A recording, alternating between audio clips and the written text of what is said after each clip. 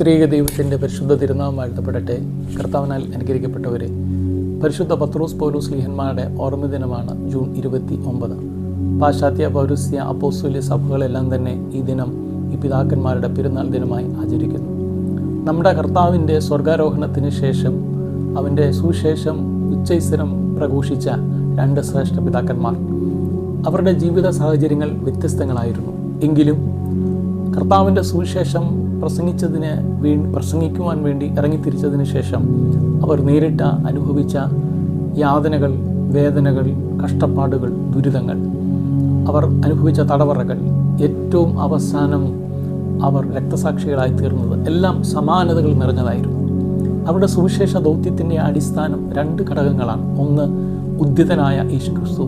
അപ്പോസ്തല പ്രവൃത്തികൾ 3-ാം അധ്യായം 15-ാം വാക്യത്തിൽ പരിശുദ്ധനായ പത്രോസ് ശ്ലീഹ ഇപ്രകാരം സൂചിപ്പിക്കുന്നു: ദൈവം യേശുക്രിസ്തുവിനെ മരിച്ചവരിൽ നിന്ന് എഴുന്നേൽപ്പിച്ചതിന് ഞങ്ങൾ സാക്ഷികളാകുന്നു. 1 കൊരിന്ത്യർ 15-ാം അധ്യായം 6-ാം വാക്യത്തിൽ പൗലോസ് ശ്ലീഹ ഓർമ്മിപ്പിക്കുന്നു: യാക്കോബിനും അപ്പോസ്തലന്മാർക്കും ശേഷം പിന്നെ അകാല പ്രജ പോലെയുള്ള എനിക്കും പ്രത്യക്ഷനായി. ഈ രണ്ട് പിതാക്കന്മാരും നമ്മെ പഠിപ്പിക്കുന്നത് സുവിശേഷ ദൗത്യത്തിൻ്റെ അടിസ്ഥാന ഘടകങ്ങൾ, അതിൻ്റെ ഊർജ്ജമെന്ന് പറയുന്നത് ക്രിസ്തു, ഉദ്ധിതനായ ക്രിസ്തുവിനെ ദർശിക്കുക എന്നുള്ളതാണ്.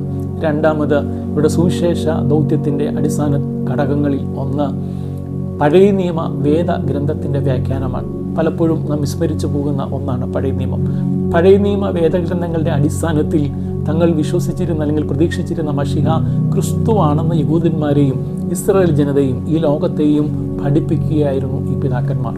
ഈ പിതാക്കന്മാരുടെ ഓർമ്മ ദിനത്തിൽ അവർ നമ്മളോട് പങ്കുവയ്ക്കുന്ന, നമ്മളെ ഓർമ്മിപ്പിക്കുന്ന പ്രധാനപ്പെട്ട കാര്യം ഇതാണ്: നാം എന്തിനാണ് ക്രിസ്തുവിനെ പിൻപറ്റുന്നത്?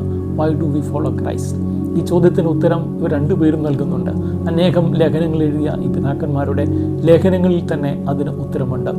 1 പത്രോസ് 2-ാം അധ്യായം 24-ാം വാക്യത്തിൽ പരിശുദ്ധനായ പത്രോസ് ശ്ലീഹ ഇപ്രകാരം സൂചിപ്പിക്കുന്നു: നാം പാപം സംബന്ധിച്ച് മരിച്ച് നീതിക്ക് ജീവിക്കേണ്ടതിന് അവൻ തൻ്റെ ശരീരത്തിൽ നമ്മുടെ പാപങ്ങളെ ചുമന്നുകൊണ്ട് ക്രൂശിന്മേൽ കയറി അവൻ്റെ അടിപ്പിണരാൽ നമ്മൾക്ക് സൗഖ്യം വന്നിരിക്കുന്നു.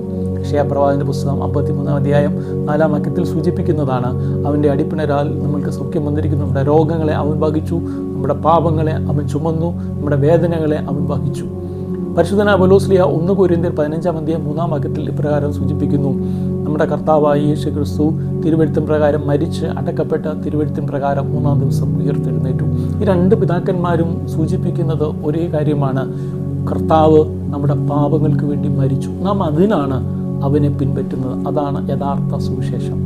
രണ്ടാമത്, ഈ പിതാക്കന്മാർ എന്തിനാണ് നാം ക്രിസ്തുവിനെ പിൻപറ്റുന്നത് എന്ന് നമ്മുടെ ലേഖനത്തിലൂടെ വീണ്ടും പഠിപ്പിക്കുന്നു.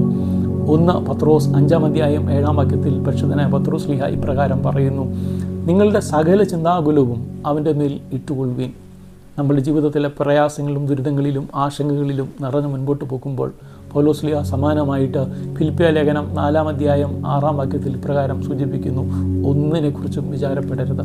പിതാക്കന്മാർ സുവിശേഷ ദൗത്യത്തിനായി ഇറങ്ങിത്തിരിക്കുമ്പോൾ അവർ നമ്മെ പഠിപ്പിക്കുകയാണ്, യഥാർത്ഥ സുവിശേഷത്തിൻ്റെ ഭാഗമാണ് ക്രിസ്തുവിൽ പരിപൂർണമായി ആശ്രയിക്കുക. ഒന്നിനെക്കുറിച്ചും ആകുലപ്പെടരുത്. നാം ക്രിസ്തുവിൽ വിശ്വസിക്കുന്നതും അവനെ പിൻപറ്റുന്നതും അവൻ്റെ സുവിശേഷം അറിയിക്കുന്നതും അവൻ നമ്മളുടെ പാപങ്ങൾക്ക് വേണ്ടി മരിച്ചു എന്നുള്ള ഒരു ഓർമ്മപ്പെടുത്തൽ, അത് വിശ്വാസം, ആ സ്നേഹം. രണ്ടാമത്, നമ്മുടെ പാപങ്ങൾക്ക് വേണ്ടി മരിച്ച ക്രിസ്തു തുടർന്നും നമ്മുടെ ജീവിതത്തിൽ കൂടെ ഇരുന്ന ആകുലതകളും വേദനകളുടെയും മധ്യത്തിൽ നമ്മളെ നയിക്കും എന്ന പൂർണ്ണമായ ബോധ്യം. ഈ പിതാക്കന്മാർ നമ്മെ പഠിപ്പിക്കുന്നത് അതാണ്. പരിശുദ്ധ പത്രോസ് പൗലോസ് ശ്ലീഹന്മാരുടെ ഓർമ്മ ദിനത്തിൽ സധൈര്യം ക്രിസ്തുവിൻ്റെ സ്നേഹത്തിൽ ഭയാശങ്കകളില്ലാതെ ആകുലതകളുടെയും പ്രയാസങ്ങളുടെയും മധ്യത്തിൽ എല്ലാ ചിന്തകളും അവനിൽ ഇട്ടുകൊണ്ട് മുൻപോട്ട് പോകുവാൻ ഇടയാകട്ടെ. ദൈവത്തിൻ്റെ പരിശുദ്ധ നമ്മളെ സഹായിക്കട്ടെ എന്ന് പ്രാർത്ഥിക്കുന്നു.